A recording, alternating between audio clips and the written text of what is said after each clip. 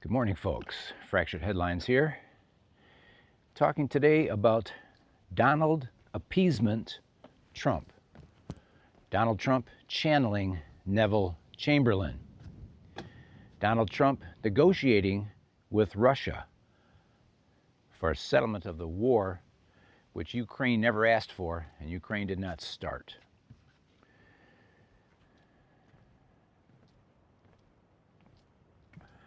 What's wrong with the headline? Trump and Russia negotiate peace for Ukraine. Well, for starters, Donald Trump and the United States, we're not at war with Russia. We're not at war with Ukraine. That's not our fight. It's a European matter. It's something that the United States got dragged into. However, if you look at the origins of the war, it was clearly a failure of Europe to take seriously the preparations for war that Putin made over a period of weeks, massing troops and equipment near the Ukrainian border. Had Europe acted in concert at that time and countered the move by putting its tanks, troops, and jet fighters on the border in Ukraine facing Russia, Putin would have backed down and rebranded the whole thing as a training exercise and discreetly removed, after a period of time, those troops, tanks, fighter jets, fuel, all the things that are necessary to wage a war. Clearly, it was a failure of Europe to anticipate the danger and to take seriously the threat that Putin posed. But Trump has certainly failed European History 101. Neville Chamberlain, the UK Prime Minister, I believe he was, seeing that Hitler, the Third Reich, was taking over land in Europe, decided that the best way to deal with Hitler was to go ahead and let him have what he had already. And that should probably satisfy Adolf Hitler, and he wouldn't encroach any more on the neighboring lands. And that was the theory and the action of appeasement. And that was a doomed strategy. As we all know, now I'm not a historian, and I'm not going to be able to dazzle you with dates or troop movements, but as we know, Hitler, I believe it was 1937, invaded Czechoslovakia, bringing to an end the illusion that appeasement was going to do the job with Adolf Hitler. He clearly had a hunger for more land. Now, in Putin, we have Adolf Hitler squared. Putin is the head of a country that spans, I believe, 9, 10, or 11 time zones. I don't remember which. It's a massive bit of real estate, taking a sizable percentage of the world's land. Clearly, what Russia does not need is more land. Now, there are some parallels, which I'm going to hasten to point out. President Xi in China, same situation. China is a massive country with tons of land, all the land a guy could want. However, like the fat rich man lusting after the pretty young girl next door, Xi covets Taiwan.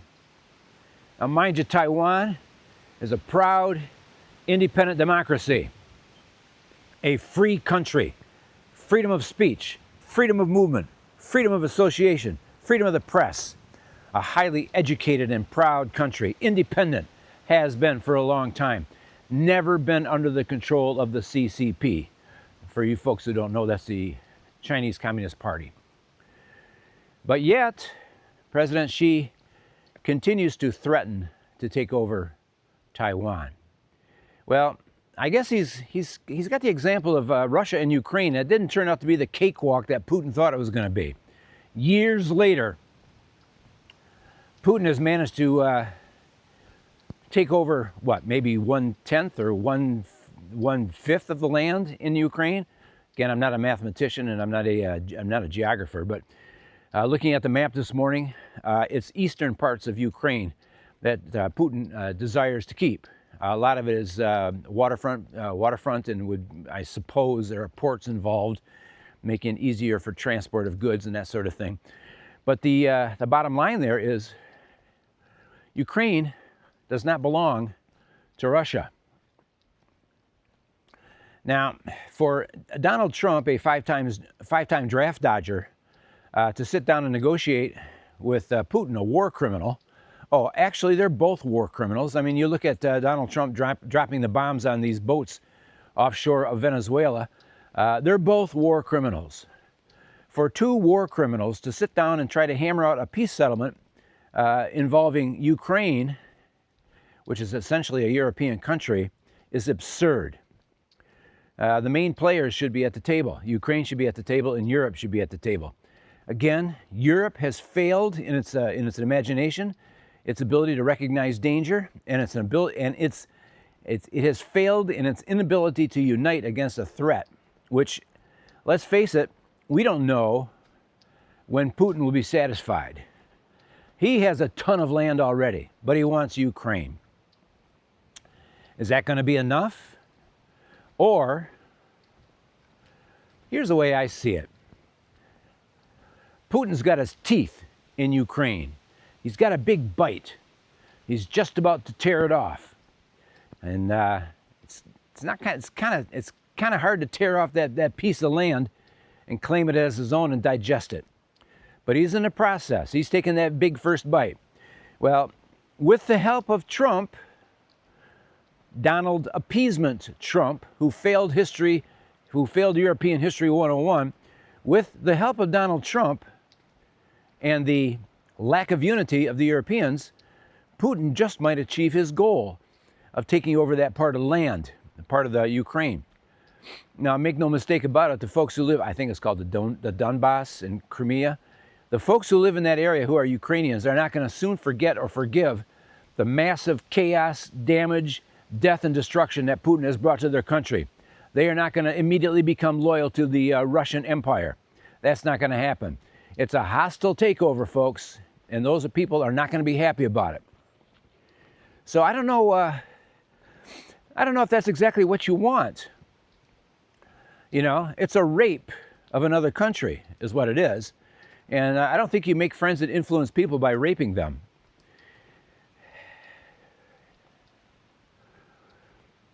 Now, I got to tell a story here. A long time ago, I'm going to say 60 plus years ago, let's call it 60 years ago, my father took the family on a 2-week vacation in northern Michigan and the Upper Peninsula. And we were camping on Lake Charlevoix. And we got up early one morning. My dad got up early, and I got up early. And we had one of those rare, precious father-son moments where we took a walk on the beach and took a look at the water and just enjoyed the sunrise and early morning. I was a kid. You know what? Let's call it 62 years ago. I was probably about 8 years old. And there was a ball lying on the beach. A ball, folks. Like a soccer ball. Now, I already had a baseball, and I had a softball, and I had a basketball, but I didn't have that kind of ball. And I turned to my dad, and I kind of hopefully said, "Hey, Dad, whose ball do you think that is?" And my dad looked at me, and he said, "Son, I don't know whose ball that is, but we can be sure it's not ours." Those words have stuck with me my entire life. I can only wish that Donald Trump, President Xi of China, and President Vladimir Putin, the war criminal who invaded Ukraine, I only wish that they had had a loving, kind, and compassionate and wise father like I had, who would point out to them at a very early age, if it's not yours, don't take it. Those are words to live by, folks. That'll keep you out of trouble. A lot of people don't understand that. They get greedy. They want what's not theirs.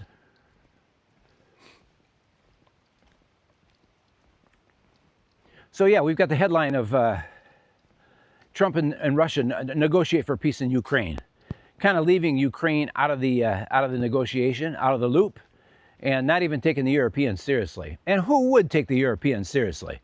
I mean, they have combined a massive GDP, and combined, if they would combined, they have massive defensive capabilities. There's no reason Ukraine should have been invaded. If they were on their game, they would have countered Russia's preparations with their own preparations and stared Putin down.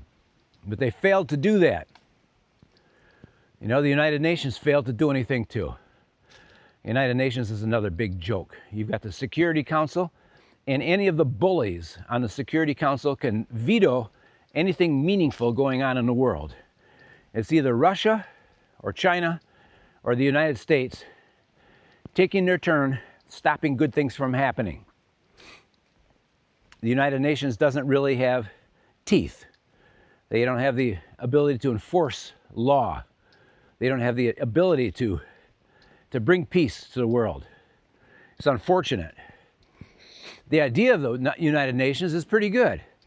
The countries all get together and they decide what's best for the world.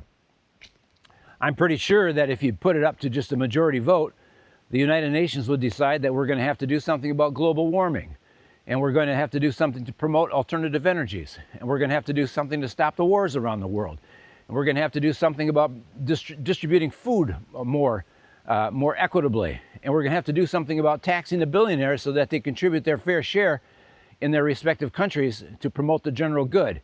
There's all kinds of things that the United Nations probably could agree on. However, when it gets to the Security Council, it all gets shot down by one of the big bullies. And that's unfortunate. So the United Nations, it's kind of worthless, really. It's just a place in New York where people get together to make speeches and feel good about themselves. Unfortunately, they don't do a whole lot of good as far as stopping wars. That doesn't seem to be one of their functions. I only wish that the Europeans had anticipated, if they had just a little more imagination, they had anticipated the danger that Putin's amassing troops and equipment on the border with Ukraine. If they had only known, if they had only considered what danger that was and done something to counter it, this whole war in Ukraine could have been avoided. Unfortunate. It really is unfortunate. And then we also have the matter of the security guarantees. Don't make me laugh. Putin offering security guarantees? Are you kidding me? That's like the fox offering the chickens in the chicken coop security guarantees. You guys just sit on your roost there and tend your eggs and everything's going to be okay. I'm not going to come in there and eat any of you. Are you kidding me? The only security guarantee for Ukraine is for it to join the European Union, for it to join NATO, and for military bases to be established in the Ukraine, not American military bases, but United European military bases. Europeans they have to look out for themselves. You know, the United States has been at war in one part of the world or another for most of its existence. It's drained the coffers. It's cost us a lot in terms of human loss. You know, millions of soldiers have died. A lot of families have suffered.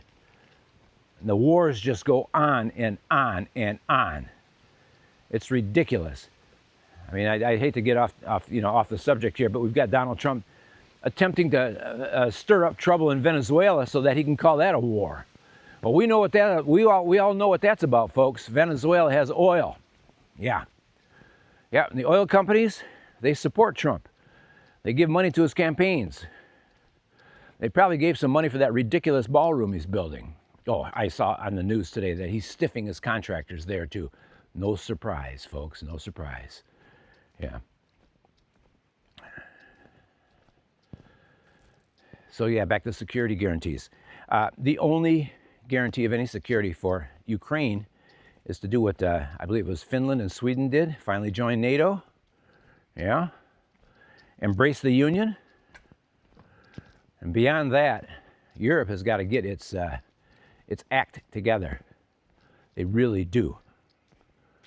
You know, there was a time in history when the Europeans competed against each other on the high seas for trade and all that sort of thing. And they were competing colonial powers. And there was actually, I hate to say it, but there was a fair amount of good that came from that competition. Countries were punching well above their weight. You had the Netherlands, which did trade all over the world. Now, a lot of cruelty, and you know, there's a lot of cruelty and suffering as a result of colonialism, no doubt about it. However, those countries, in spite of their smaller size, separate, managed to do a lot, to accomplish a lot.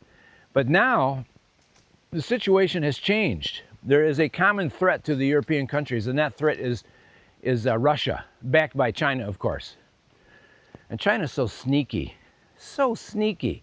You don't see them actually sending the soldiers. North Korea will do that.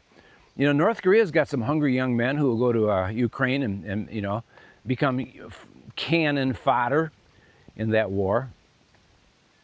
But President Xi, he supports Putin, but he does it kind of on the down low.